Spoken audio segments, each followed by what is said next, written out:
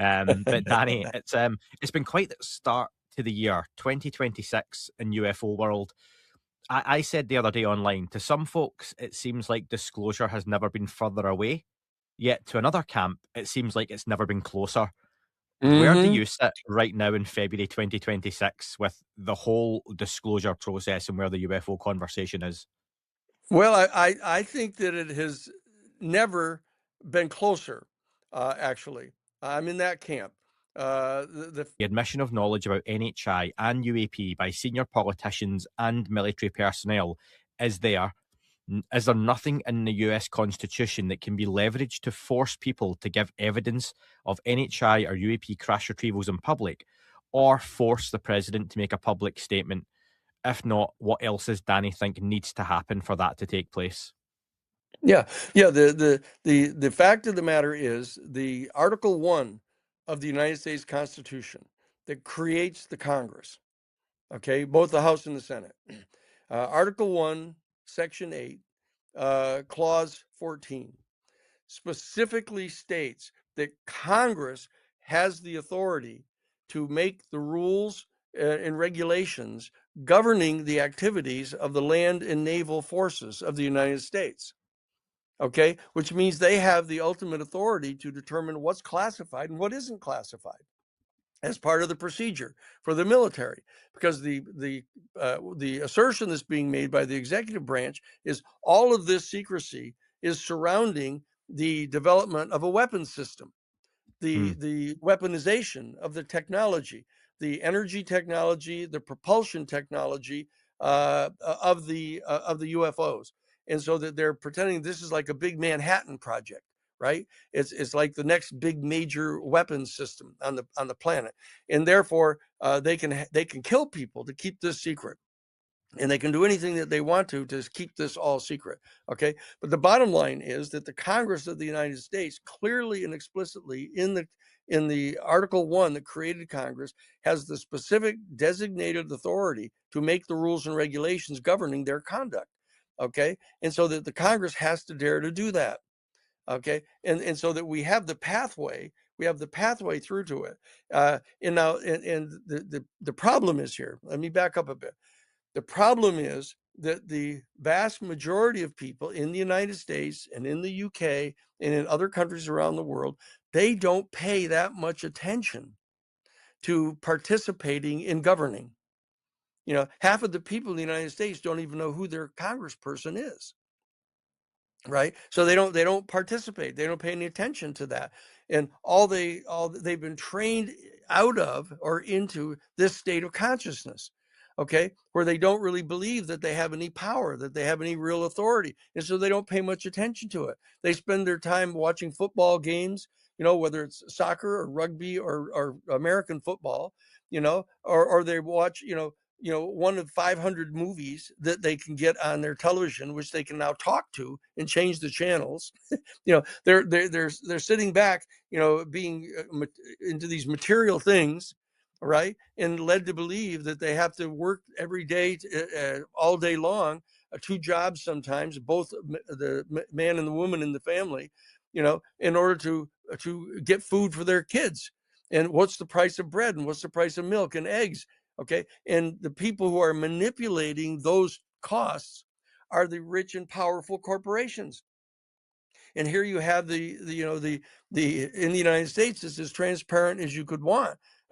Donald Trump is proposing vastly reducing the amount of income tax that the wealthiest 1% of the people in the country have to pay, and that lack of income flowing into the government, he's using to take the money away from paying for health benefits, food stamps, helping to keep down the prices of food and stuff in the country, and it's just as plain as day.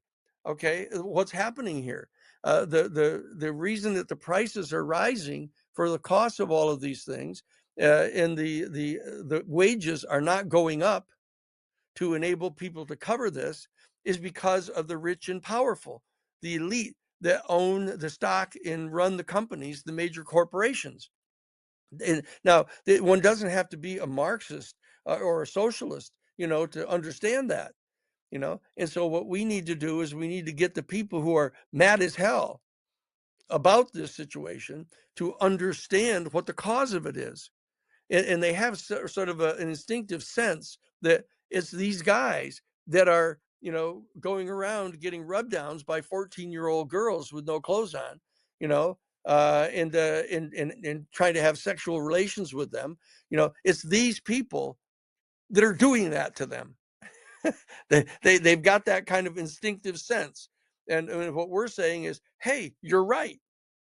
You're right. But you're going to have to do a lot more than simply expose them for their sexual weirdness and put a handful of them in prison. You're going to have to do more than that. You're going to have to get up off the couch and stop, watching so many football games and so many different movies and stuff like that. The only other pastime you have other than going and working for one of these companies, either directly or indirectly, and do your job.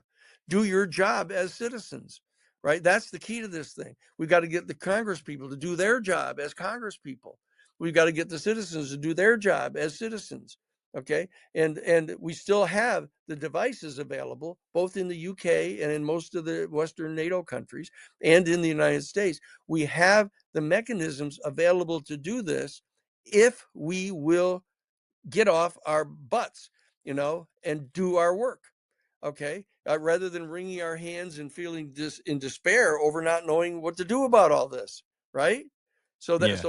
that's what we're doing. And the New Paradigm Institute is attempting to not only educate and organize and mobilize the people of the United States around this one particular issue, but also around the other issues that the task force for the declassification of government secrets are assigned to figure out. Not only the Epstein files, but the UFO files, but also the JFK assassination files, the 9/11 files. I just had yesterday I just had two federal government investigators come to my home to insist that I give them information about something that I know about 9/11. Uh, Not because they're trying to solve what 9/11 is about. They're trying to find out what everybody knows about it, right? But the people know there's a rat in the woodpile there. You don't have Osama bin Laden's family all being flown out of the United States secretly while all the other planes in the whole United States are down, Yeah. ordered to stand down. You don't have that happening.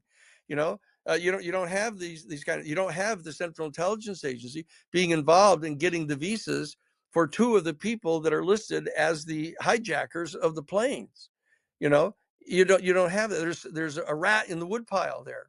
Okay, but nobody dares do anything about it because they're afraid of these people. All right. I mean, that's the reality of this, and we can't be afraid that there's power in numbers. If all of us rise up together and we take a stand against this national security state, demand that it start being deconstructed, not only here in the United States, but also in Russia and also in China. Don't insist upon them going farther down that road. Russia historically, was not an imperialist country. I mean, they've got more land than they know what to do with anyhow. And China wasn't either. China, the empires in China asserted kind of dominion over a certain limited portion of the world, but they weren't into trying to take over the planet. That's the United States national security state's job. They are determined to establish full military, full spectrum dominance over the planet. And they say so in the 1992 United States Defense Department Policy Planning Guidance document, prepared under Secretary of Defense Dick Cheney and then President George H.W. Bush. They said it flat out. That their objective is to establish full spectrum military dominance over the planet, so that they can defeat any nation state and any non-nation state organization anywhere on the planet at any time. And the purpose for this military domination is to seek out and maintain their continued privileged access to the strategic raw materials that they believe they need. And of course, who do they need them for? They need them for the major corporations to be able to stimulate and provide the natural resources to the corporations to make them into products, so that they can have a thriving economy. So that, the United States citizens, is 5% of the population on the planet, can consume like 40% of all of the non-renewable resources that are developed on the planet every single calendar year. I mean, is anybody not noticing what's going on here? This is, you just have to now, the reason that I'm capable of having these kind of perspectives is because I served as general counsel at the Jesuit headquarters, in their social ministry office, trying to understand how the globe was working, right? And, I was fortunate enough to get to go to Harvard College, to have Henry Kissinger for foreign policy. I was the one that sat in the all-male class, the last all-male class at Harvard University, at college, in Gov 182, taught by Henry Kissinger, and have Henry Kissinger tell us in the first day of Gov 182, gentlemen, if there's any man in this class who believes that we do not have the right to lie, cheat, and steal, and even kill on behalf of the best interests of our country, you shouldn't remain in this course. Right? Okay, that's a reality. That's a fact. Okay, and I was fortunate enough to get to go to Harvard Law School after that. I was fortunate enough to get to become legal counsel in the Pentagon Papers case with the lawyers in the firm that retained me. I was fortunate enough to be one of the co-founders of the Harvard Civil Rights Law Review at law school, to establish a case where we established the right of journalists, investigative journalists, to protect their confidential news sources. So what I have done is I've attempted to put all of these extraordinary blessings and opportunities that I happen to have had as an individual person, a person whose father, was the first one in the Sheehan clan to even graduate from high school. Right? So I've been completely blessed. And so I know that. And so what I want to do is I want to be able to apply these types of skills to get access to the kind of information that our people need, and try to figure out how it is that we package it and can deliver it to our people in a way that they can do something about it. And that's why this UFO issue is so important. It is so central. I mean, to actually have a national security state apparatus operating that thinks they have the authority to actively conceal through threats of physical violence, conceal the fact that there's a non-human extraterrestrial civilization completely surrounding our entire solar system in our galaxy. And they don't want you to know this. They want to keep this secret so that they can utilize that power to continue to dominate us all. We can't stand for this. We can't stand for this. What we have to do is organize. We have to educate our people, organize our people, mobilize our people, and put people into positions of authority inside our constitutional structures here in the United States, in the UK, in all of the democratic countries around the world, to shut down the national security states. Okay? Not only here, but in the Eastern Bloc countries of Russia and China, where they have responded to the aggressive imperial forces in our countries, to try to establish domination over the planet. That's it's a very simple thing. I guess it's not that simple, but I mean, but it is the issue here. It is the issue, Andy, that we're dealing with at the root of the UFO issue. A lot of what you said reminds me of a really famous cartoon, and it's the slave driver standing on the plank of wood off the cliff, and the only thing keeping him from falling to his death is the hundreds of slaves standing on the other end of the plank of wood, and they Yeah. just don't have the power, the realization to know that Step off. Step yeah, off. step off, step to the side. And he Yes. goes, they go, and Yes. whether it's an Alan. individual, a group, a government, a corporation, a massive secret like the UFO or UAP. It's funny you mentioned Dick Cheney. David Grush in his interview on Megyn Kelly a few weeks ago Yes. called Yes. out Dick Cheney. Of course, Yep. many folks' nickname is Darth Vader for Dick Yes. Cheney, as the Yeah. closest thing he could find to the top of the food chain, Yeah. controlling all of this. He talked Yeah. about multiple factions in the deep state guilty of misinformation. He says there have been administrations putting pieces in place to help ease information coming out. Talked about the Grush saying that former Secretary of Defence's former presidents have been briefed, but it depended on how much deep states trusted each individual president. That's It's right. so convoluted and so messy across all of Right. this that Right. where is the jumping on point for most people? Again, it seems a million miles away now at this point from have we got an alien civilization visiting us from another planet? Is Yeah. a question almost forgotten. And even I almost did till you brought up the idea that we have entire galactic civilizations around our solar system, as you put it, that Yes. is being kept from us as a society, as a Right. civilization. It's crazy.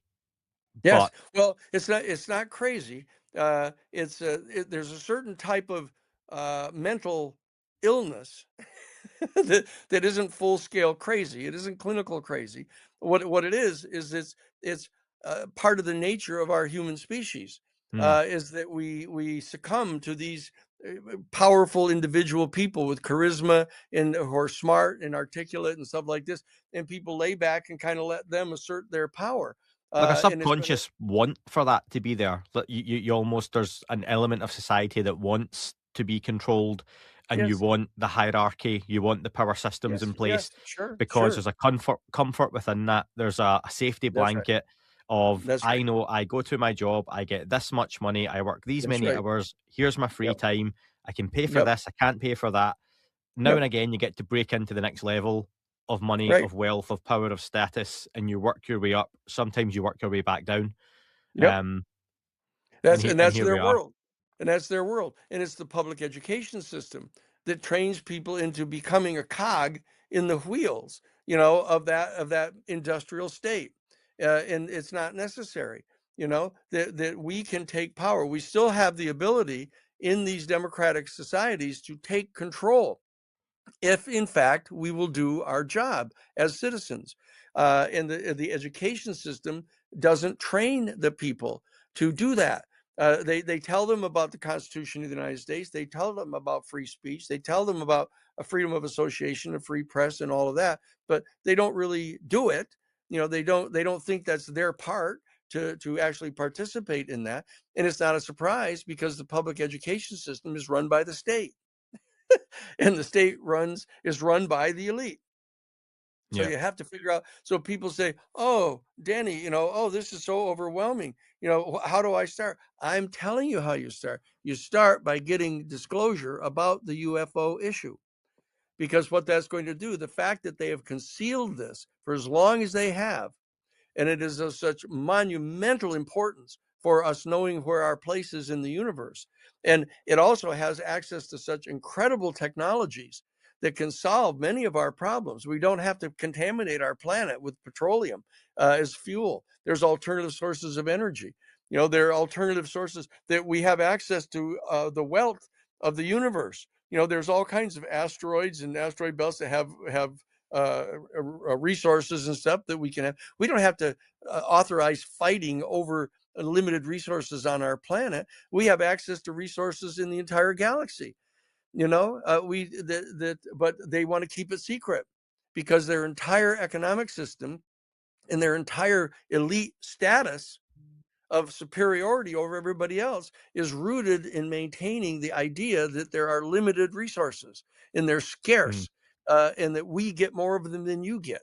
Okay. And so that they view that the revelation of the fact that this just isn't true, that we have access to all these different resources in the galaxy. We have access to all of these different technologies that can help solve a lot of our problems here and make our planet a flourishing place for everybody. They don't want that. They don't want that. And they view it as catastrophic. Quote, catastrophic disclosure. And they keep trying to pretend, oh, like that we're going to go jumping out of a first story window or something if all of a sudden we discover that there's an extraterrestrial civilization, that we're not at the apex of all biological evolution in the entire universe. They keep on trying to tell people, oh, the regular people are going to, jump out of windows in despair, and that's catastrophic, as though they care about us at all, which they don't. And so now, but all of that having been said, I'm not proposing that we hunt these people down with pitchforks and torches in the street, and then draw and quarter them or behead them like in the French Revolution. That's just chaos. All that does is generates another Napoleon to rise up to try to establish order, or a Hitler.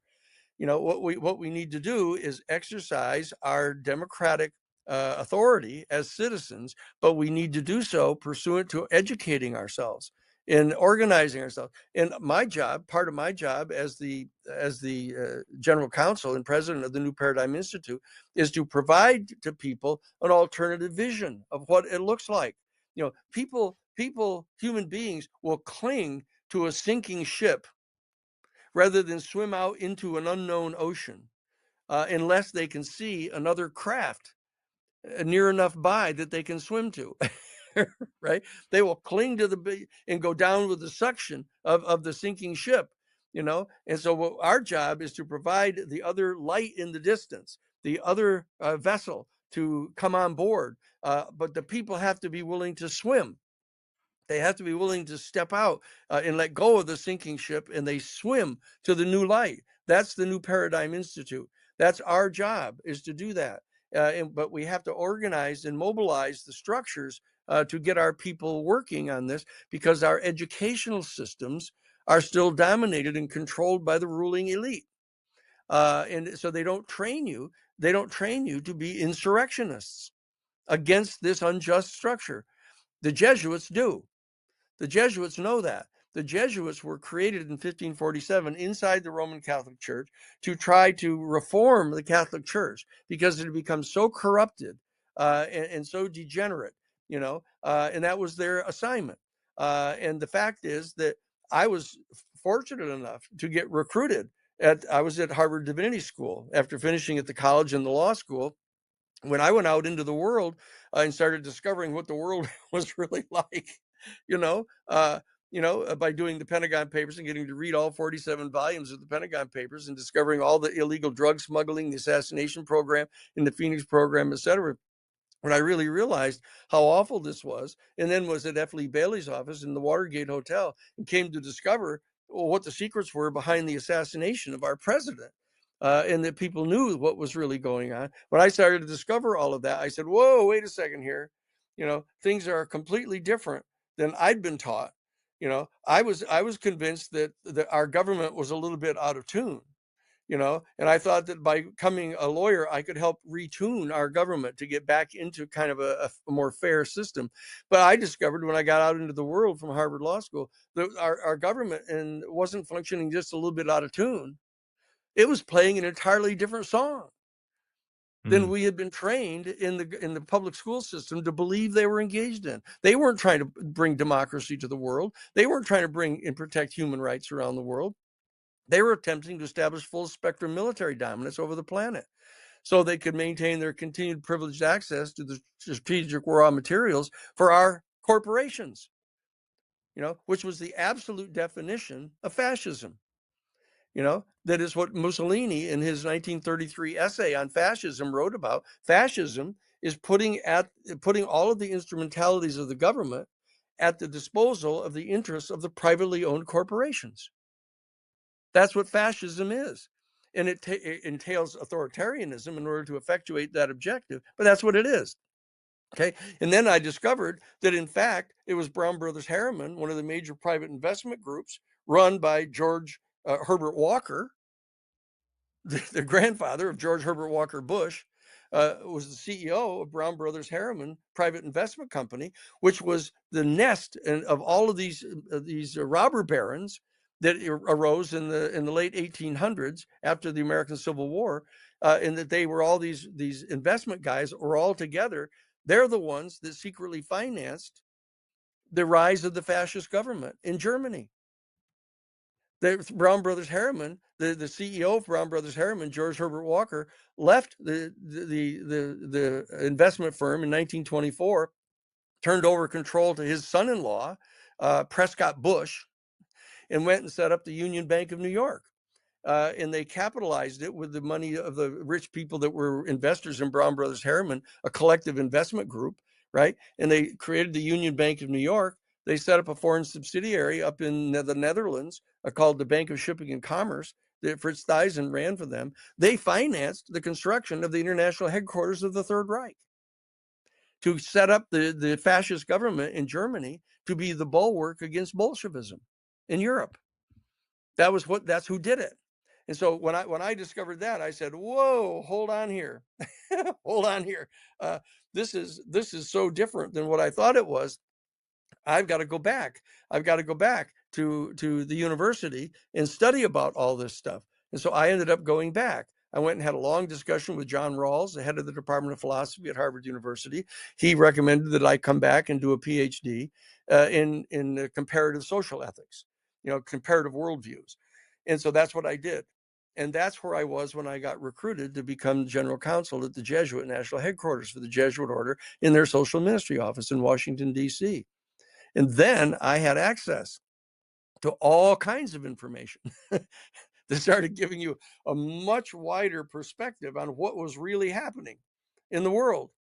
And that's what I've been doing. I mean, my whole legal practice, if you can call it that, has been representing individuals who are in a pivotal position to be able to start to deconstruct the structural sources of injustice on our planet, including the Catholic Church, by the way.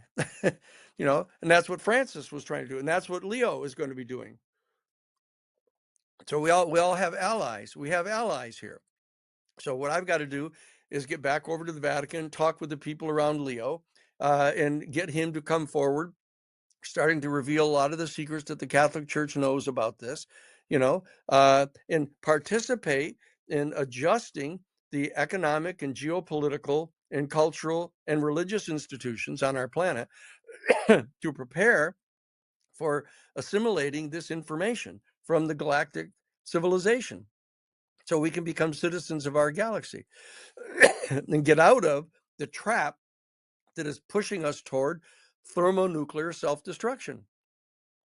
That's why the Atomic Bulletin of Atomic Scientists just 1 week ago, moved the whole doomsday clock up to 85 seconds before midnight. Because today, the START treaty expires. The strategic. I've just seen the news on that. Yeah. So is this the first time since nuclear weapon proliferation began that there's now no limitation on how many nuclear weapons the US and Russia can have? No limitations. And so exactly what the major corporations are going to do. They're going to lean into Donald Trump and say, look, we've got a multi-billion-dollar industry here building a massive new generation of thermonuclear weapons and their delivery systems, which they're getting from the UFO technology. That's the whole point of the UFO technology. They're trying to use the propulsion system and the energy source as a delivery platform for nuclear weapons. So they can not only establish and maintain full military spectrum dominance over the planet, but they can have the threat of first strike capability, that they can instantaneously transport a nuclear payload into the heart of Russia or China. So they can back them off, and we cannot allow this to happen. I mean, this is almost a metaphysical moment. A metaphysical moment that our human family is at here, of having this opportunity to do something about this. People, if we survive, another decade, people are going to look back at us that are all here now and say, what did you do? What did you do when you came to realize the scale of what the problem is here? What did you do? You cuddle down on your couch and eat potato chips and just watch the Super Bowl? No, I'm going to be flying all weekend during the Super Bowl game to go and meet with people on an investigative level to find out more about what we can do here. And other people need to be willing to do things like that. I'm not saying that you have to spend, 20 hours of your day, reading about all this stuff. All you have to do is contact the New Paradigm Institute. Contact the newparadigminstitute.org and get all the information. We've got it packaged, laid out, differing levels of knowledge that you can have about all of this, differing degrees of commitment, and become a member of Citizens for Disclosure, in your state and in your local congressional district. and we will move. Those of us inside the United States will move and exercise our responsibility to help protect our planet, to help protect our species, to help stop us from self-destructing with thermonuclear weapons over this pretended fight over the rare and limited resources on our planet, so that we can enrich our citizens, our regular working class citizens, so they live like kings and queens lived back in the Middle Ages.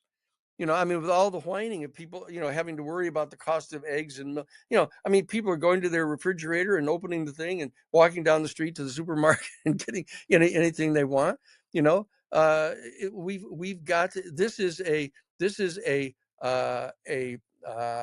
metanoia moment, where we have to have a metanoia experience of all of a sudden the scales falling from our eyes and saying, holy mackerel, look what's really going on here.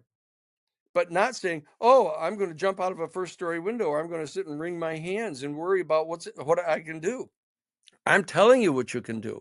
We're doing all of the work trying to set up a structure that you can insert yourself into and participate in this, not just in the United States, but in the UK and all your listening audience. Every single person who listens to this ought to go out and get 5 of their friends and bring them over to their house and replay this. And they can put it on slow so they can understand what the details. What is exactly he's saying here? Just take it slow, step by step by step, and contact newparadigminstitute.org on the internet and become a citizen for disclosure in your country, as well as those in the United States, and get your parliaments to do something about this. This has to happen now, and it's on a fairly short fuse here because we're at 85 seconds to midnight. If you add up all the total seconds in a 24-hour day and figure out what percentage of that is 85 seconds, basically a minute and a half. We are 99.9% on the peak of thermonuclear self-destruction. That's what we're being told. Let me sidebar slightly on that then, okay? And I'm not going to say this isn't the human race's fault to get where we are, but given the totality of what you've said, the masses, that the 99.9% of us are being held down, manipulated by a tiny, not even 0.1%, 0.0001%, and That's even right. more zeros than that. That's right. We've got this Galactic Federation. We have these any number of life forms around us that are aware of us, that are visiting, that governments and contractors have their craft, have the bodies of the pilots of these craft, have the knowledge of these beings, that have likely, it seems, met these beings. Yes. Where is the responsibility of them to mm-hmm. get involved?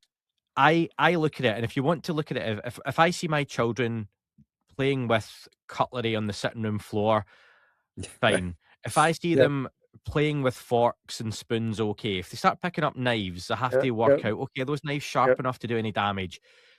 I then have a responsibility as a parent and someone who knows better. If my 4-year-old Harry starts to stick a fork in the electrical socket, I should step in and stop him. I shouldn't go, well, he's got to learn the hard way. There comes a point. So at what point do these higher intelligences with better technologies that have seemingly, and you can correct me if I'm wrong here, allowed us to commandeer these technologies and work on them with the purpose of taking thermonuclear payloads to Russia, to China, to the US, as I'm sure the other superpowers are trying to do. Yeah. What point did they step in, and why haven't they done so yet? It's there you are. We're at the $64 question, right? Okay, what's the story here? Why are they not intervening in this? They are intervening. They're intervening in a soft way. By they're coming and visiting people. There are tens of thousands of people, I assume, over time that have had direct face-to-face encounters with. And the thing they keep saying telepathically is, get your people to stop the thermonuclear weapons. They say it over and over again.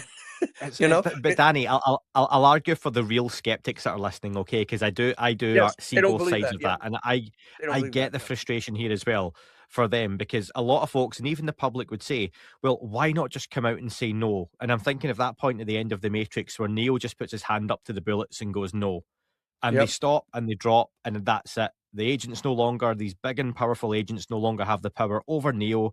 He Yep. realizes what he is, where he is, and he needed that moment. One of these species, rather than going out to the middle of North Carolina, to Texas, to Hoboken, New Jersey, and speaking to one Yes. terrified citizen in the middle of the Yes. night on board a Yep. craft and giving them Yep. a piece of information that most aren't going to believe, give us a Yep. Phoenix Lights 2026. Yep. Fly something right over a major city now and Yep. give us a message to the masses of one city. That's still such a small percentage of the population, but do Uh, that rather than the odd uh, person. Because even like with this platform, if I leave this shed tonight, Danny, and there's a triangular UFO over my head, I can jump straight back in here and live stream and be like, folks, I saw a massive UFO tonight. I've had a message. Most folk won't believe me. I know it. That's Let the me answer the frustration. question. Let me answer the Yeah. question as to why I think they don't do that. And this is the exact question that I was asked sitting at a table with Lou Elizondo and the couple guys that were actually part of his staff in ATIP, right? We had just been over meeting with the Inspector General of the Defense Department next to the Pentagon, and we went over to this little restaurant that they knew the people that owned it, and it wasn't quite open for dinner yet. We were sitting there, and one of the guys on the staff, very frustrated like this, said, "Look, why is it these beings don't just come down and land in some public place and tell us, you know, and help get rid of the nuclear weapons and help solve? Why doesn't they don't just do that?" And they turned to me and asked me what I thought as, you know, legal counsel at the Jesuit headquarters, you know, which is how they kind of perceived me, you know. And I said, look, let me tell you what I think the answer is. You know, there is the story about a young boy who loved butterflies, and he had this big collection of different kind of butterflies. He had this big mesh net out in his backyard where the butterflies lived inside and flew all around. And he wanted to get a perfect example of a monarch butterfly. And he searched all around. He found a little cocoon of a monarch butterfly.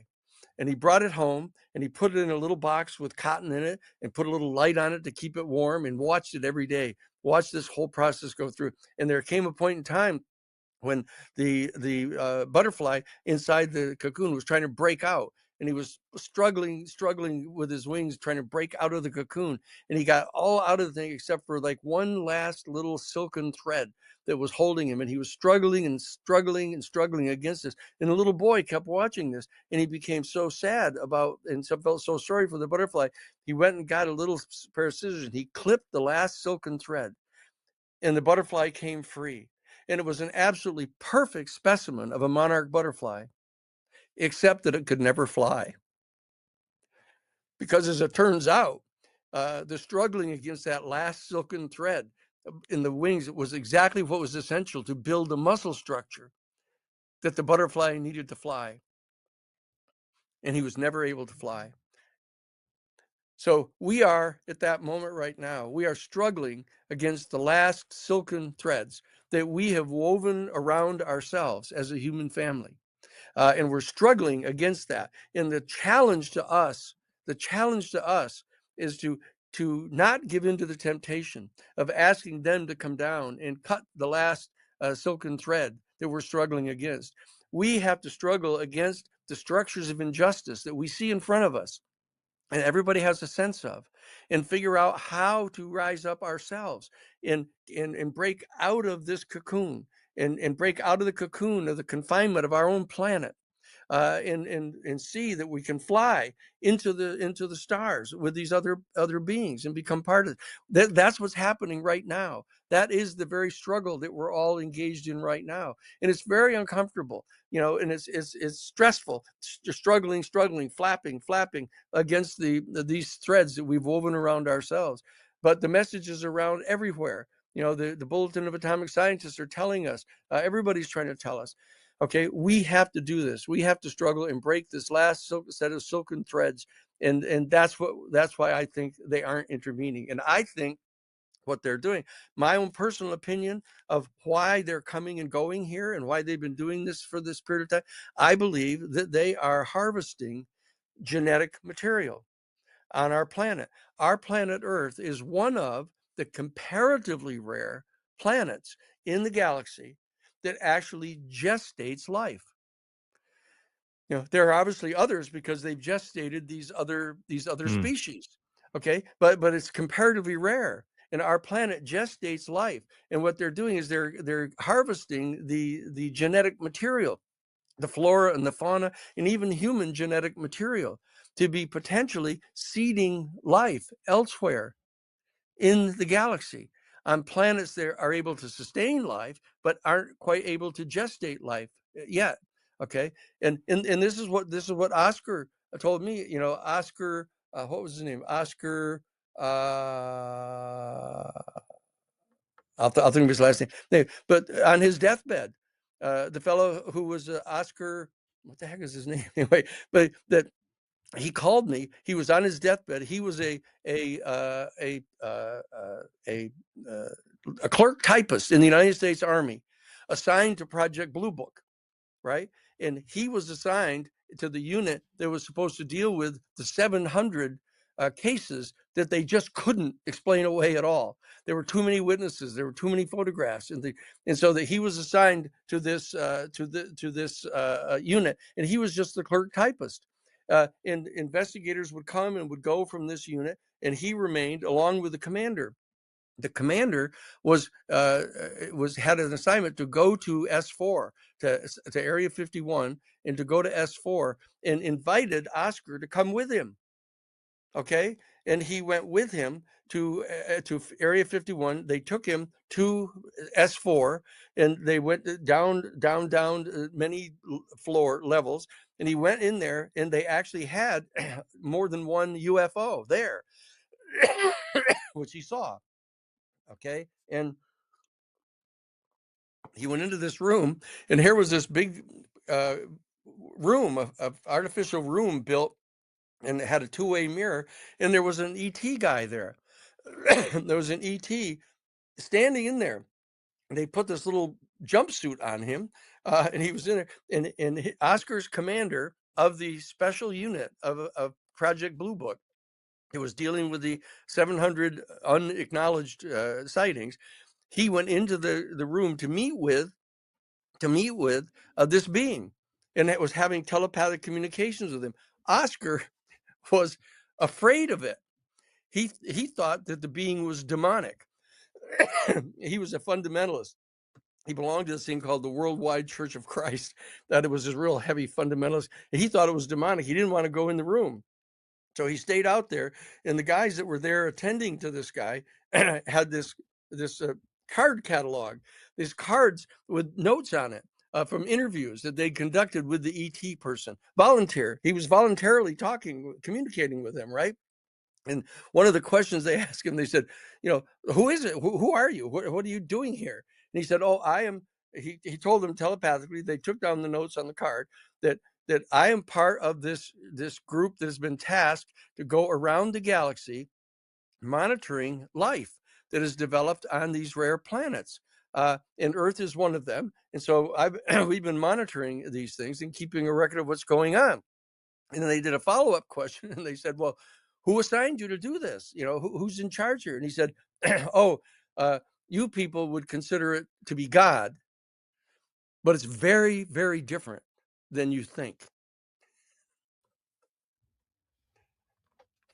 See, that's the kind of stuff that is so hard to comprehend, that can go on, and I believe that it does. And yet on the other side of it, you've got these elites and globalists who are keeping technology and information to themselves. Yeah. Which I think, was it Dylan Borland, whistleblower Dylan Borland, who said Yes. that the beings themselves aren't the great secret being kept. It's the technology, in which, to your point, it's that military-industrial intelligence complex. Sure. The fact is that, that there have been little ups and downs down through the 80-year period, basically. it's, well, basically a 78-year period from Roswell. I mean, that's the one when I guess the first time they'd ever had a some kind of official body send out a news an announcement that they've discovered and covered a UFO.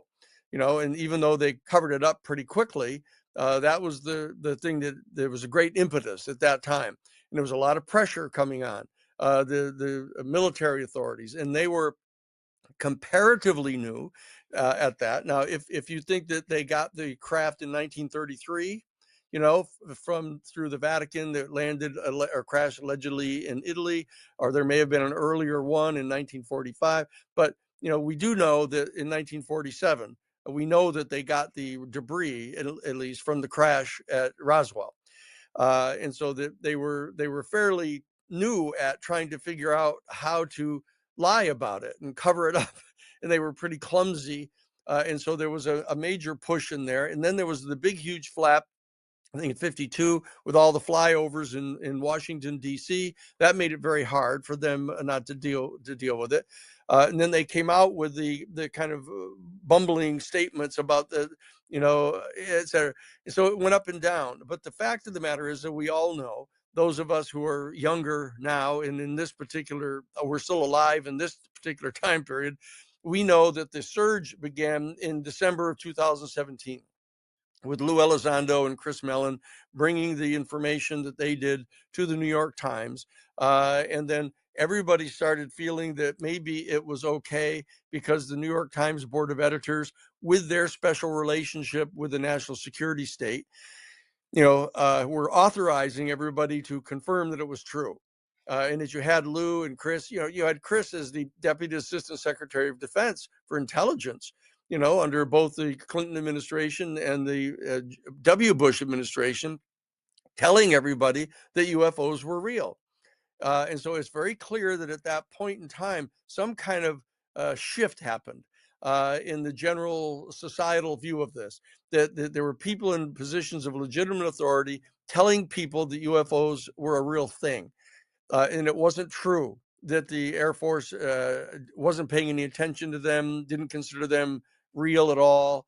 And so that began. Now that particular period, of course, is like 6 years ago, a full 5 years ago. So there's been this 5-year period where these things have been happening, which have entailed the Congress, and probably the big move was the United States Senate actually slipping into the National Defense Authorization Act, the Senate version, in 2003, actually, to try to get inserted into the 2004 National Defense Authorization Act a whole set of acknowledgments that UFOs were real, that there was a legitimate question about whether they were extraterrestrial. It was quite clear that they were attributing these potentially to non-human entities. This was a huge event that happened with the passage by the Senate of their version of the National Defense Authorization Act of 2024. Now, that got nipped in the bud, people thought, on the House side, when all they agreed to do was pass 23 pages of it. But it was the provisions ordering the 6 U.S. military services, the 18 U.S. intelligence agencies, all 32 of the United States Defense Department agencies, at least on the House side, they excluded ordering the private aerospace corporations. But all the U.S. government entities were ordered to turn over, to gather together and put together in a comprehensible indexed form every single piece of information they had about the UFO phenomenon, dating all the way back to January of 1945. Okay, that was an extraordinarily important kind of theatrical event, at least. Yep. Even though the House changed it to say you have to deliver it to the National Archives, as soon as possible. Well, as soon as we lawyers saw that the House had changed the language from the Senate side, which said they have to deliver it immediately by a certain date, it was basically into October of the coming year in 2024. And the House side intentionally removed that deadline and said you have to deliver it as soon as possible. And we all knew at that stage that they were not going to comply. They were going to pretend that their mother's horse died. They've got the flu. They had a hangnail. And they couldn't do it. And that's what's happened. We got this real slow moving, dragging out of dripping and drabbing little pieces of information over to the National Archives, and so that on a scale of 1 to 100, you've got no more than a 1% compliance, with the actual order. But the order is still outstanding from the House of Representatives and the Senate, which is very important. Okay, and very importantly, the House specifically had a number of important hearings that went on, from that period, primarily in 2004, 2005. We've had these well, I mean 24, 2024. 25, yeah. 24, 25. We had these hearings, and the Grush testimony was extremely important. That July of 2024 testimony, where he basically, in a place where he had a reason to know, came forward under oath and testified to Congress in open session that in fact our United States government was in possession of one or more non-human origin extraterrestrial spacecraft. And the bodies, or he said biologics, but the bodies that were proven to be non-human. That was a real watershed moment, a real watershed moment. Okay, and so that when that happened, when the Congress was being told that, they began to suspect that they had some obligation to find out more. Because the House Oversight Committee had already taken the position with Dave Grush to expose to the public that we had these vehicles. And that we knew that they were non-human, and we knew that they were extraterrestrial. Okay, so that was an important watershed moment. So you would have expected logically that everybody would have been, like in the science fiction movies, when a UFO lands in Central Park, that all the news media would be jumping up and down and screaming and hollering about this, but they didn't, because the higher levels of the Defense Department kept on telling them, no, there was no evidence at all. It wasn't true what Grush was saying. We don't have these vehicles. We don't have any biologics. We don't have any. And this is Aero. The Aero office that got set up, with Sean Kirkpatrick, was actually asserting that they had no credible evidence of any kind that we were in possession of any such vehicles, or that they were of any origin that was non-human. And so that we're still suffering from the pushback that's going on from the Aero office and from the Defense Department in their official statements. So the average person doesn't quite know what to make of this. They're saying, well, we're getting told this stuff of testimony is coming out of Congress. We all heard about that, but then the people in official positions are telling us that it's not true. We don't know what to think. Okay, but those of us who have a political IQ above room temperature, and are knowledgeable about the detailed information that's actually available, are now perfectly aware of the fact that there's some degree of pressure on Congress to do something about this. Not because they want to do something about it, because they think that they're being embarrassed now, that the American people are going to actually lose whatever level of respect they have for the Congress if they don't do something about this. And of course, now the levels of respect for the Congress are down at their lowest levels in history. Right now, only 25% of the American public have any confidence in the Congress at all. Okay, and so that they're scrambling to try to recover some kind of their credibility, and there's some individuals that are in the House of Representatives that are still leaning in, trying to get this information. And these are the people that have succeeded in getting James Comer, who is the chairman of the House Oversight Committee, to agree to set up a task force. This is very important. This task force that has been set up, the task force to declassify government secrets, a task force inside the House Oversight Committee, is actually operational. There are 11 people assigned to this, and they've got their teeth deep into the Jeffrey Epstein information, which is one of their assignments, and they're making their chops on that. They have realized that there's a way to demand that a bill get put into the House of Representatives, demanding transparency on something that's a government secret, in that case, the Epstein files. And if in fact the leadership, such as Mike Johnson, the Speaker of the House, refuses to allow that bill to get put to the floor for a vote, there's such a thing as a discharge petition. And that they can get the majority of the members of the House of Representatives to publicly sign a discharge petition, and they can force it to come to the floor, which they did with the Epstein thing. Now, that was the task force. That was the task force on the declassification of government secrets, the very same body in the Congress that has responsibility for the UFO issue. Okay, so that's very good, because they're getting their muscles. They're doing the push-ups, they're doing the sit-ups, to build up their legislative muscles. Now, even though the 11 people that are on that are made up largely of first and second year Congress people.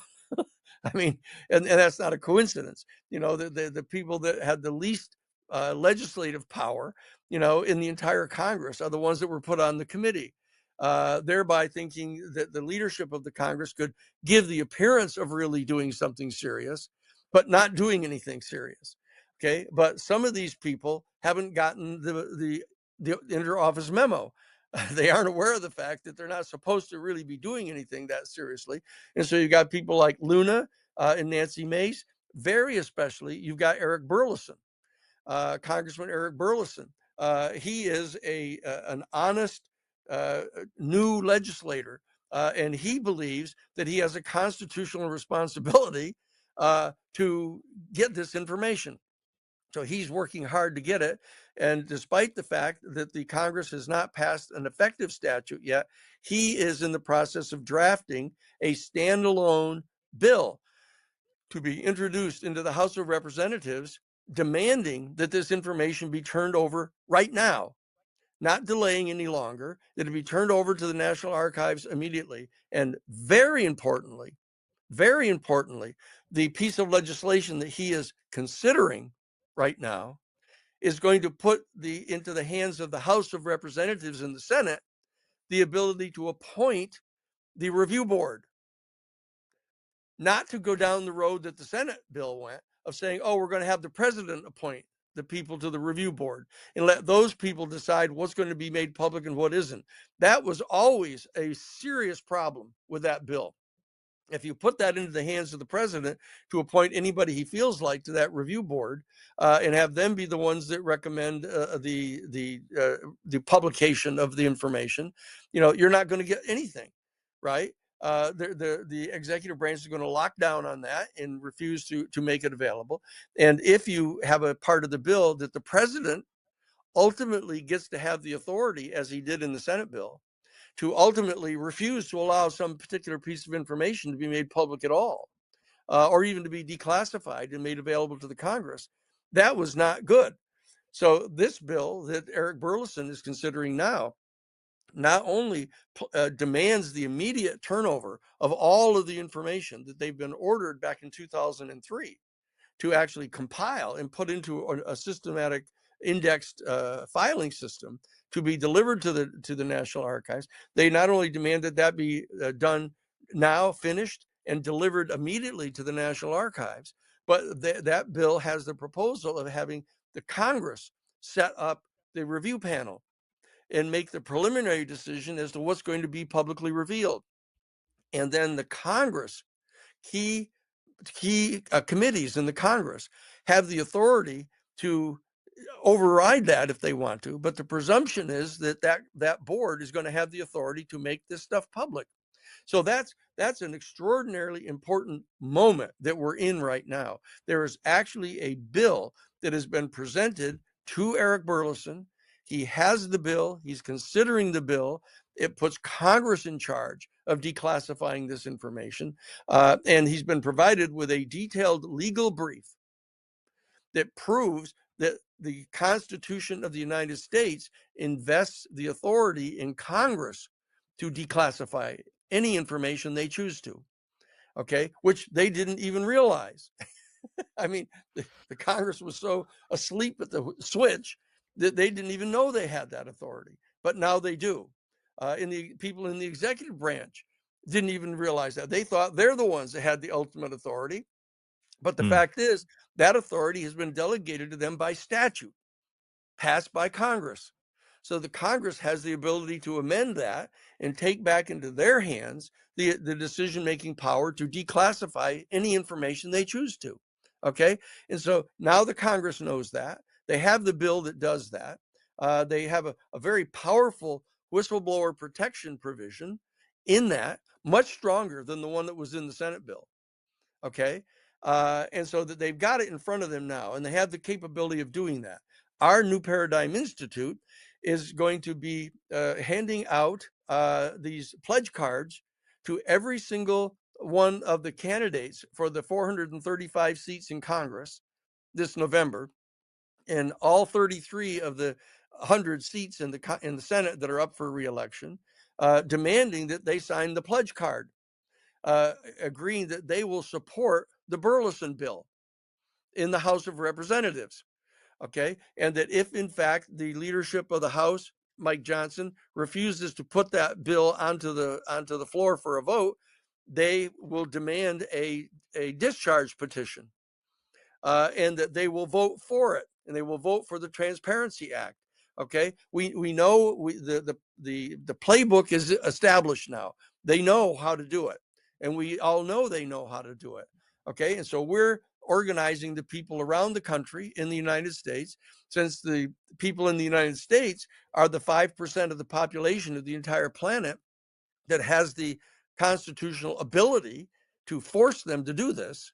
Okay, so we are organizing the people. We have groups now in 35 of the 50 states, and we're going to be organizing them in all 435 congressional districts to compel the candidates for the House office seats and the Senate office seats to sign the pledge card that they will support this legislation. And if they refuse to, or fail to sign the pledge card, we are going to tell everybody that they refuse to support transparency on the UFO issue. And the reality is, people in the United States are pissed, right now, at the government, at the federal So I see. executive, Yep. yes, at the federal executive branch, and they're totally disappointed in the Congress, to the point where 75 to 80% of the people in the country will express their lack of confidence in the Congress right now. Okay, so that we have this extraordinary moment going on in the United States right now, where we have an opportunity to educate and organize and mobilize the citizenry of the United States to come forward and demand that their representatives, grant transparency on this UFO information. This is a unique set of facts in the entire 80-year period of the movement to try to get disclosure on the UFO stuff. So I believe we're at the moment where there's the greatest level of probability of our getting significant disclosure than we've been at in the entire 80-year period of this movement. That's the short answer to your first question. Yeah, I was going to say, I think the question was, "Hi, Danny, how are you?" Yeah, Listen, right. it's a Yeah, wonderful opening, and there's a lot I want to pick at there. And right now, you can't have any conversation, I don't think, without Epstein coming up, because that's it's right. in every aspect of society here in the UK, the United States. Everything has Epstein bleeding into it, for That's right right. or for wrong. Is there not a concern? And there is for me, I suppose. Let me put it this way, so I'm not just putting this on other people. You mentioned transparency, and that's such a big thing here. Yet the same task force who's trying to get these files out, and we're getting stuff out, but so much of it is heavily redacted, and That's there's right. people being accused of some absolutely abhorrent crimes that would go down as some of the worst in mankind's history on an individual basis, even taking away the collective of what may have been going on, Yes, and they won't even publish their names or email addresses. that's right. I mean, But so then what chance we'll do we get them. have in getting, We will get will them. we? What's getting ready to happen is the members of Congress are now demanding, and they have gotten the permission by the Justice Department of the Trump to see the redacted information. Okay, that's an But important Danny, piece. really though, do you not think in this? And I know you're the legal mind here, right? Not me. Yes, But these are some very powerful people, I imagine. Some of yes, them we that's right. will know their names. Some of them will be famous celebrities, famous movie stars, famous politicians. Yep, Others we won't have a clue who they are. Right. but they're still being. Do you not think there's an element of power that goes along with this? And this transfers back to the UFO topic as well. That you're going to get some information released, and there's just some of the stuff that they don't want out, no matter how legally bulletproof it is in legislations that are passed. Things are Yeah. going to be withheld. People will be disappeared. People will be unalived, for the algorithm friendly word of it. And Yep. that just won't come out. We're not going to get the totality of it. How do you combat that level of elitism and power? What you do is you work with the young women who now are getting energized and muscled up, who know who those people are. Okay, and even though the powers that be and in the Justice Department and even potentially some of the people in the Congress itself, are don't want these people revealed, the women know who they are. And so what we have to do is work with the women, work with the lawyers for the women to get them to come forward and identify these people, tell when it was to the best of their memory that they were on the island with them, what they look like, what they understand, who the people were. And the truth has this extraordinarily consistent way of coming forward. The question is, can we accelerate that? Can we accelerate it so that we can get this done while all of them are still alive? Right, so that some Yeah. people can actually seek retribution against them. You get Harvey Weinstein is now sitting in prison, right? And he was one of the most powerful guys in all of Hollywood. And the reality is that almost everybody that was anybody in Hollywood knew what he was doing, right? But nobody wanted to talk about it. But all of a sudden, that he's been convicted. Now, what they want to do is they want to throw some individual sacrificial lambs sort of under the bus, Yeah. and then walk away and say, "Oh, good, we got that handled." But the reality is there is a pathway by means of which, under the umbrella of the Jeffrey Epstein files, we can start to set up procedures inside the Congress pursuant to which information like this can, in fact, be made public. Okay. And so that, as I mentioned earlier, we're developing the playbook by means of which Congress can do this if they choose to do it, and the playbook by means of which the citizenry can make the people in Congress do it, even though they don't want to. Okay. Even, in fact, if they want not to, which is what the problem is here. The people that are in positions of power in the Congress are depending on a lot of these wealthy people to give them campaign contributions, so that they're, Yes. Yeah. they're going to want not to do this, right? And so that what we need to do is we need to get the people in the streets, by the tens of thousands. And the fact of the matter is that there is this, because the Trump administration happens to be the one that is at the present time concealing the information about the Epstein files. And the Trump administration is the one that are sending military troops into the Democratic cities around the country, and shooting American citizens. And there's tens of thousands of people marching in the streets now, opposing this. That has an effect. That has an effect upon, encouraging the citizens to rise up against the administration and demand that the administration, which is the executive branch, reveal information, and stop doing things that they're doing. So there's this major buildup going on in the United States, and here you have the hypocrisy going on, as a sidebar, of the Trump administration deploying U.S. Aircraft carriers in battleships to around Iran, threatening to oust them from office because they're attacking demonstrators in the street, right? And here Yeah. he is at the same time deploying tens of thousands of these ICE people all around the country, conspicuously in democratically controlled cities, beating up on people, punching them out, knocking them down, and shooting them. And so that we have an opportunity, those of us who are trained lawyers, who know how the legal system works and realize that everything isn't strictly through litigation, but it's through organizing and educating the population and mobilizing them and putting pressure on the right people in the right committees in Congress to get particular things done. So we're providing, the New Paradigm Institute is providing some of the legal acumen that is necessary to figure out where to apply the pressure and to whom and how to do that.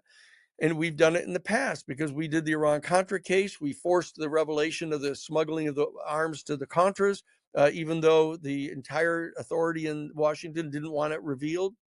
You know, we've done the Karen Silkwood case. We stopped the construction of the private nuclear power plants. You know, we've done all this in the past, over the past 50 years. So we know how to do this.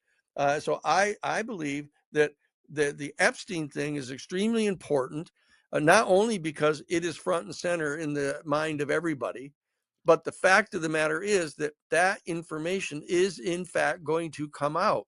And the fact is that the longer the executive branch, through its Justice Department, holds on to that information, and the information is gotten through other ways and is made public, revealing what it is they were trying to keep secret, right? That is going to be undermining the authority of the executive branch. And we, who are demanding that the executive branch turn over information to the Congress, can take advantage of the fact that the executive branch has been weakened, okay, in their ability to constrict and hold secret information that the American people want to know. Okay, so that this dynamic that's going on right now is extraordinarily interesting and is filled with possibilities right now, if in fact we all do our job to keep the information coming forward. Because people keep saying, hey, look at, when you've got, people being shot in the streets, and and the invasion of Venezuela, going on without Congress authorizing it, and Congress not even having the courage to invoke the War Powers Act to stop Trump from deploying U.S. military people around the world and attacking other foreign governments, without any consent from Congress at all. If you have all of this turmoil going on, why does anybody want to talk about UFOs? Why would you be continuing to just harp on this issue of UFOs? But the answer is clear, that the UFOs are one of the topics that a larger percentage of the American public wants to know about than any other subject, other than possibly the Epstein files, right? So Yeah. the two of them are kind of cousins to each other. And Yeah. that's what we're doing. And so we're going to basically, how in race cars, how a lead car in the race car, the other cars get behind it, and they get in the vacuum, the draft they call it, of the lead car. That Hmm. we are getting the UFO disclosure movement into the draft of the Epstein vehicle that is leading the charge on trying to break this information out of the executive branch, and make it available to the people. And the fact that it's going to bring down major people of power and influence in the civilian government, who have been behind the scenes helping to make the decisions that the executive branch keeps foisting upon the people, that they aren't even supportive of. And they're all doing it on behalf of this rich and powerful elite. Okay. And the vast majority of people in the country know that's going on. And they've known it's been going on for a long time. They just didn't think they could do anything about it. And that's one of the reasons why now they're relishing this opportunity to bring down and expose some of these rich and powerful people who have been complete hypocrites, you know? And that's what's in the process of happening right now over here stateside. Yeah, and it's touching in the UK as well. Just today, the UK Prime Minister Keir Starmer, who is the most boring man ever born, is under a lot of pressure, Yeah. given he has appointed Peter Mandelson. I won't go into the detail. I don't know enough of Yes. it. Yep. Under the understanding he knew his relationship with Jeffrey Epstein, etc., Yep. etc. He's Yep. in big bother. Yep. I wouldn't even go into politics here in the UK, but it certainly Yep. seems like you say we're in a moment in time that we're going to look back on in years and decades to come, where there was a chance of change, That's and right. time will tell whether that comes or not. Um, Even in the last few weeks, we've had the event at the DC Press Club, hosted by James Fox around the Yes. Virginia event. But a lot of people Yep. wanted to know, and I'm going to hand over to listener questions now just to kind of structure the Yes. rest of the conversation here. Nick, I'm going to read out his question based on this, but a few folks and I want to know, Danny, Kirk McConnell made a statement at the end of James Fox's press club event that, and speaking of Congress, Congress can currently receive classified information about the UFO legacy program Yes. without the authorization of the executive branch. Would love Danny to weigh in on this. There seemed to be a lot of folks afterwards thinking that actually then it seems there should be an easier way right now already for Congress to get hold of this information they say they're struggling to get. So That's right. what's actually going on here? It's the hypocrisy of Congress. The Congress of the United States over the decades have developed this completely collective hypocritical stance toward the people, buffaloing the people, in pretending that they don't know certain things. I mean, the people in the Congress have known for decades that the UFO program has been going on, and they just didn't want to acknowledge it because they didn't think they dared do anything about it, frankly, because they were afraid. They were afraid of the people in the executive branch, the covert operations people in the intelligence agencies would strike back against individual elected representatives, and they would pour secret money into their campaigns against them and unseat them. And they would even go so far as to threaten them, blackmail them, find out about their sexual, picadillos, and threaten to reveal them publicly. That the fundamental underlying danger or problem that we have in the United States is the national security state, which I've mentioned to you before. The existence of this national security state that's been set up by the National Security Act of 1947, creating the Central Intelligence Agency and the National Security Council.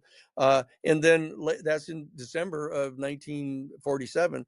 But in February of 1948, just a few months later, the National Security Council, created by the National Security Act, authorized through a National Security Council directive, authorized the Central Intelligence Agency to engage in covert operations. Okay. And then so when you start authorizing covert operations outside of the country to overthrow democratically elected governments, and to assassinate people and blackmail people, and wiretap people's telephones, etc., people should have known at that point that's going to come home. That's going to come home to roost. And it has. The Central Intelligence Agency's Operations Directorate, is not only assassinating people all around the world, but they are threatening people and members of Congress and the Senate, with physical violence. I've told this Senator Durenberger, who was the senator from Minnesota, stood up on the floor of the United States Senate and demanded a full investigation of the off-the-shelf enterprise that was engaged in the Iran-Contra scandal. And three guys showed up at the house of his home and dragged his wife out of bed and put a gun in her mouth and told her that if he didn't withdraw his request for this full-scale investigation by the Senate, they would come and kill her and the whole family.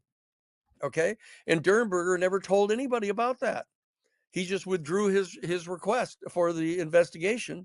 And then within the week, front page story from the Washington Times, that right-wing Mooney newspaper, big front page story. Here's the love nest for Senator Durenberger with him and his mistress, and that he's an alcoholic and a chronic womanizer.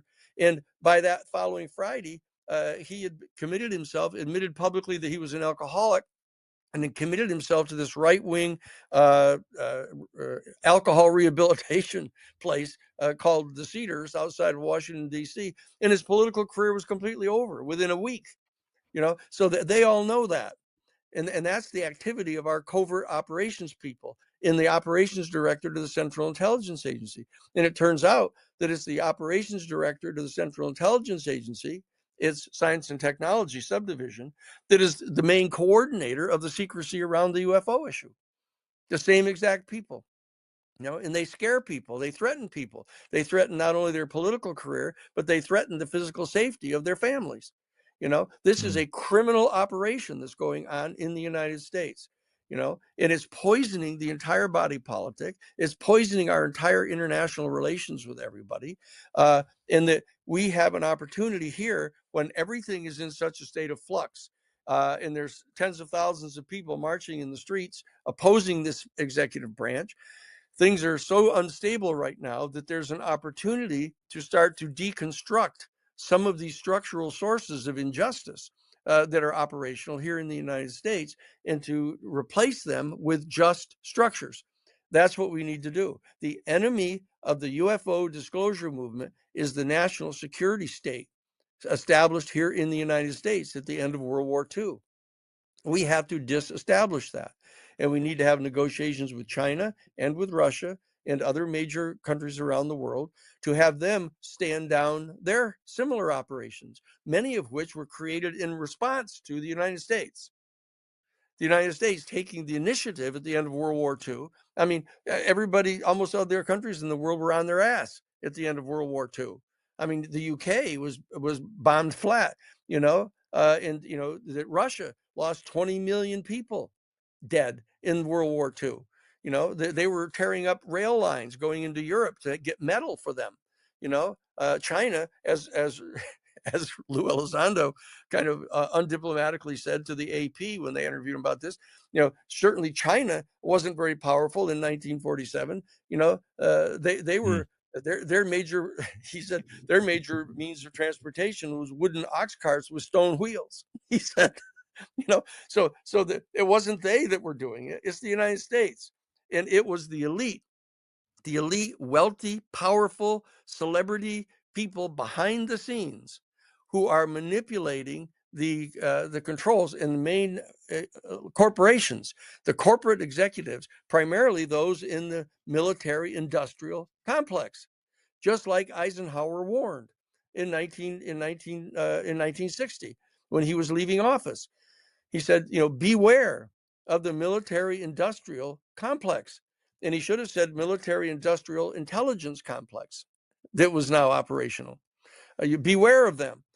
Because these people are going to be garnering power to themselves that can undermine our fundamental democratic institutions, which they have, and they are presently doing.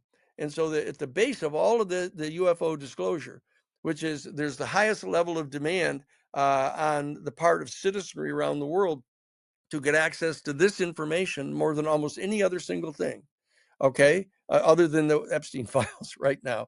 And so that we have the opportunity to move on this in a way to help undermine the power and authority of the national security state in the United States, as long as we can negotiate this with China and Russia and possibly India and some others and the NATO countries to stand back from this national security state competition, for the natural resources of the planet, utilizing covert operations to seek out and try to maintain their continued privileged access to the strategic raw materials that are needed by the major corporations in their countries. That's what's going on here. That's the deeper analysis of what's really happening here. Yeah, we'll wrap up there. I want to give you, I know you've mentioned the newparadigminstitute.org website. The links will be in the description. But do you want to Yes. give one final rallying call to what you want folks to do? Because just from my last point of view, it seems like we are in that moment. This year could be that moment. And I'm not doing the whole disclosures coming. There's enough of Yes. that happens on the Yeah. horizon. But it just Right. seems there are choices people can make. I know there are things happening in the background, as there always is. But remember, folks, when we see a lot of these whistleblowers come forward, what we're hearing, especially on the George Knapp and Jeremy Corbell platform, weaponized, we hear Yes. Dylan Borland, we hear Matthew Brown, we hear David Grush talk about how the first time you hear from them is the third or fourth year of their journey trying to come forward. So when you think about right now, the people going through those processes, trying to come forward, trying to do their work, doing things in the background right now, that stuff is happening. And people can help them get that information out there through organizations like New Paradigm Institute, the collective good. Do you want to do that last pitch then, Danny, in your own unique way? Sure. No. What I'm saying is that all the people need to do who are kind of befuddled by what's all going on right now and why it isn't happening faster, what you need to do is contact on the internet newparadigminstitute.org. And you can become a member of New Paradigm Institute, and you can get regular weekly bulletins that are coming through to you. It's all free. It's no charge on this. If you want to become a member and sign up for like $5 a year or something like that, to help defray some of the costs of the things that we're doing. But that you can get free services and get all of this information, okay? And you can become a member of Citizens for Disclosure in your own country, in your own state, in your own congressional district, here stateside, in your own country, around the world. And you can move to start getting people into positions of power in the parliaments and in your legislatures, who can demand that whatever the governments in your country know about, that they release this, okay? And that we do this here in the United States, where they have most of this information, okay? That's what you need to do. I don't want people to be blown out. I don't want people to think that like it's like a drink out of a fire hose, that's just hosing you down with all of this information. Just take it slow. Record this information I've given to you, slow it down, take it step by step, and just listen to it a couple times, and you'll start to remember it. And we just need to do our job. Contact newparadigminstitute.org, become a member of Citizens for Disclosure, and if you choose to, become a member of the Institute, okay? And we'll keep you posted, and we'll come back consistently to the show here, okay? And update people on what we know. All right. So that's what I'm asking you to do. Awesome. And Danny, I've been asking some of the bigger guests like yourself over the last few weeks. Many folks don't like giving predictions, or if you want to call them spoilers, but what are a couple of things you would expect to see in the UFO topic in 2026? Not the New Paradigm Institute's work, Right. but in terms of what potentially could be coming in the pipeline. The key is going to be the bill that Eric Burleson, the congressman from Missouri, Republican, very conservative Republican from Missouri, who has the portfolio inside the House Oversight Committee on the UFO issue. He is going to be introducing a bill, a standalone bill, onto the floor of the House to demand immediate disclosure of this information to a panel, a board of review to be appointed by the Congress to disclose as much information as the Congress is willing to do. And the Congress is much more subject to the pressure from the people to increase the release of information. Okay, this is what's getting ready to happen. The Burleson bill is going to be the key. And he's going to be introducing this here in the second session of this 119th Congress. So it's going to be in 2026. He's going to be introducing this. Become familiar with the details of the bill as soon as it's introduced. I happen to have a copy of it because we're involved in helping drafting it, so that they know that it does the job. It's not designed to be immediately passed by every single member of the Senate and House who are in the pocket of the aerospace industry, but it is what is necessary to get this done. And we will accelerate the passage of this act as rapidly as we can, but we have it to work with.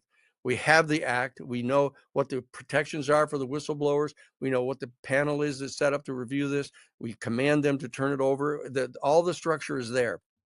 Okay, so keep your eye on the Burleson bill, and contact Congressman Eric Burleson in the Congress of the United States, wherever you're from.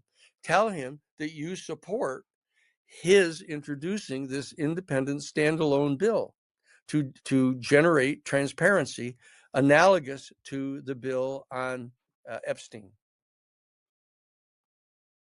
Excellent. Danny, as always, thank you so much for your time. We have covered the deep state. We have covered 9/11, Epstein files, JFK, Galactic Federation that's around us, alien beings speaking to people after deathbed confessions. We have covered a lot in 90 minutes. So as always, thank you so much for your time, mate. And I look forward to speaking to you again very soon.